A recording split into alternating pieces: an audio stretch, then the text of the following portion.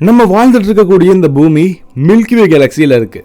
நம்ம நினைக்கிறோம் மில்கிவே கேலக்சியை பற்றி நமக்கு பல தகவல் தெரியும்னு. ஆனால் உண்மை இப்போ ரீசெண்டாக எடுத்த ஒரு சின்ன ரீசர்ச் நம்ம மில்கிவே கேலக்சி நம்ம நினச்சதை விட ரொம்ப வினோதமாக இருக்குன்றதை நமக்கு சொல்ல வந்திருக்கு.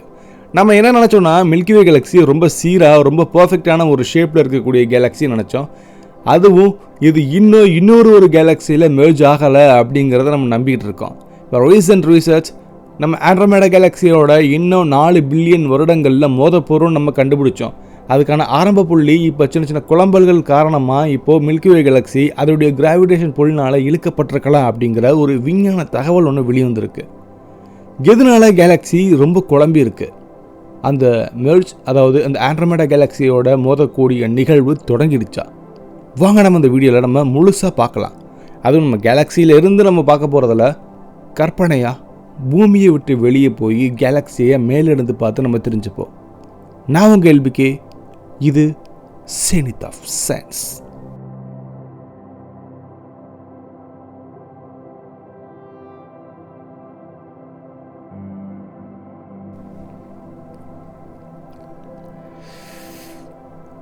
முதல்ல மில்கிவே கேலக்சினா என்னங்கிறத நம்ம சுருக்கமாக பார்க்கலாம். நம்ம வானத்தில் பார்க்குற 190% பொருள், விண்மீன்கள், நிலா, சூரியன் எல்லாமே ஒரு பெரிய கேலக்சியில் தான் இருக்குது. அதுக்கு தான் நம்ம தமிழில் பால்வீதி மண்டலம்னு சொல்லுவோம், இங்கிலீஷில் மில்கிவே கேலக்சி.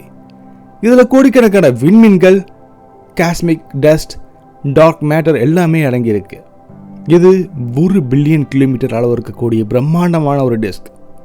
நம்ம பூமியில் இது ஒரு சின்ன குட்டி புள்ளி மட்டும்தான்.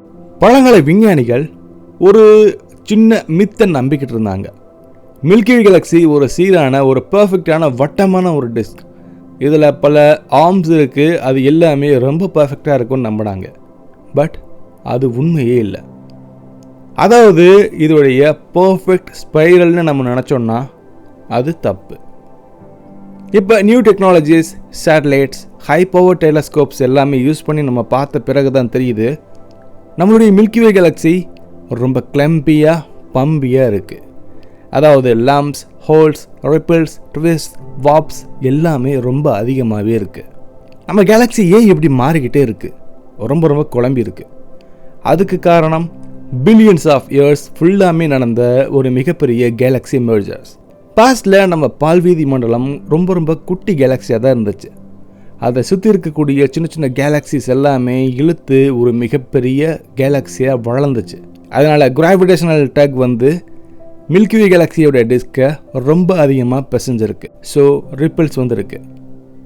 இது மாதிரி தான் Sagittarius dwarf galaxy impact, magnetic cloud, halo டிஸ்டர்பன்ஸ்னு சொல்லி எல்லாமே மில்கிவே கேலக்சியோடைய வடிவத்தை கொஞ்சம் கிளம்பியாக மாற்றிருக்கு. இன்னும் ஒரு இன்ட்ரெஸ்டிங்கான காரணம், டார்க் மேட்டர் நமக்கு தெரியாத அந்த மிஸ்டீரியஸ் டிஸ்க் மேட்டரை இன்னும் கொஞ்சம் அதிகமாக மாற்றிருக்கு. இது ஒரு சீரான வாப் மாதிரி இல்லாமல் இதோடைய இடம் டார்க் மேட்டர் லம்ப்ஸ் பால்வீதி மண்டலத்தினுடைய அன்ஈவன் கிராவிடேஷன் புல்ல வைக்குது. இதனால ஸ்டார்ஸ், கேஸ் கிளவுட்ஸ், ஹாலோ எல்லாமே ஒரு கிளம்பியாக மாறுது. இப்போ ரீசெண்டாக நாசாவோட Gaia satellite, Hubble, Vera Rubin observatory, LAMOST மாதிரியான பல ப்ராஜெக்ட் எல்லாமே கன்ஃபார்ம் பண்ணுச்சு நம்ம கேலக்சியில் ட்ரில்லியன்ஸ் அண்ட் ட்ரில்லியன்ஸ் ஸ்டார்ஸ் மேலே க்ளோஸ் அப்சர்வேஷன் பண்ணி பார்த்தனால வாப், ரிப்பிள்ஸ், கிளம்ப் ஃபுல்லாக அதிகமாக இருக்குது. ஒவ்வொரு ஸ்பாட்லேயும் மினி கேலக்சிஸ் கொல்யூஷன் அப்படின்றது நடந்திருக்கிறதுக்கான சாத்தியக்கூறுகள் அதிகமாக இருக்குது. ஸோ அதை நம்ம ட்ரேஸ் பண்ணோம்னா அதிர்ச்சி தான். இது மட்டும் இல்லை, அடுத்த கேலக்சியான ஆண்ட்ரோமேடா கூட கேலக்சியோட இந்த வாப் பண்ணுறதுக்கான வாய்ப்புகள் இருக்குதுன்றதை விஞ்ஞானிகள் நம்புகிறாங்க. சில சாத்தியக்கூறுகள் நமக்கு தெரிய வந்திருக்கு. நம்மளுடைய மில்கிவே கேலக்சி மட்டும் இல்லை, லோக்கல் குரூப் கேலக்சிஸ் கூட அதே மாதிரி கொஞ்சம் கிளம்பியாக தான் இருக்குது. இந்த நியூ ரிசர்ச் பல விஷயங்கள சொல்லுது. அதாவது யூனிவர்ஸ் இட் செல்ஃப் அன்கிளட்டட் இல்லை, ஸ்பேஸ் ஃபுல்லாமே மெஸ்ஸியாக தான் இருக்குது. இதுல இருந்து scientist galaxy evolution, star formation, black hole dynamics எல்லாத்தையுமே டீப்பாக புரிய ட்ரை பண்ணுறாங்க. உங்களுக்கு ஒரு கேள்வி வரலாம், அண்ணே இவ்வளோ பேசி என்ன பயன் இருக்கு? இதெல்லாம் புரிஞ்சுக்கிட்டோம்னா நம்ம யூனிவர்ஸ் எப்படி பிறந்திருக்கோம், ஃபியூச்சரில் என்ன ஆக போகுது, ஏர்த்துக்கு எந்த டேஞ்சரஸ் இருக்கும்னு நம்ம ப்ரெடிக்ட் பண்ண முடியும். Black hole impact, asteroid collision, galaxy collision இதெல்லாம் ஏர்லி வார்னிங்காக தரும். நம்ம ஃபைனலாக கொஞ்சம் சில ஃபன் ஃபேக்ட்ஸை பார்க்கலாம். அதுவும் 5 மைண்ட் ப்ளோயிங் ஃபேக்ட்ஸ். நம்ம கேலக்சி பூரா ஃப்ளாட்டாக இல்லை, இது ஒரு பொட்டேட்டோ மாதிரியான ஸ்லைட்லி பிளாக் டிஸ்காக இருக்குது. ஒவ்வொரு செகண்டுக்கும் மில்கி வேல ஒரு நோவா எக்ஸ்ப்ளோஷன் நடக்குது.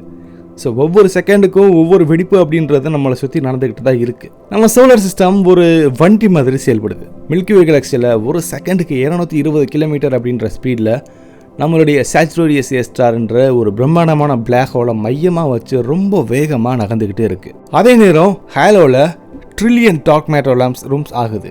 நம்ம கேலக்ஸி ஃபியூச்சரில் ஆண்ட்ரோமெடா கேலக்சியோட கிளாஷ் ஆக போகுது, அதுவும் 4 பில்லியன் வருஷம் கழிச்சு. இன்னொரு ஹிடன் சீக்ரெட், நம்ம கேலக்சியோட சென்டரில் சூப்பர் மேசிவ் பிளாக் ஹோல் இருக்குது, சாச்சுரேரியஸ் ஏ ஸ்டார். அது மில்லியன்ஸ் ஆஃப் சன்ஸோட மாஸுக்கு ஈக்குவலாக இருக்கும். அதுவும் கிளம்பியாக சரௌண்டிங் கேஸை ஸ்வாலோ பண்ணிட்டு பவர்ஃபுல்லான ரேடியோ வேவ்ஸை எமிட் பண்ணிட்டு தான் இருக்குது. இது வரைக்கும் மில்கி வே கேலக்சி ஸ்மூத்தான ஒரு விஷயம் நம்ம நினச்சிட்டு இருக்கோம். இப்போ அது லம்ப்ஸ், கிளம்ஸ், ரிப்பிள்ஸ், வாப் எல்லாமே தான் சுட்டி காட்டிகிட்டு இருக்கு. யூனிவர்ஸ் அன்கிளேட்டட்னு நம்ம நினச்சோம்னா தப்பு.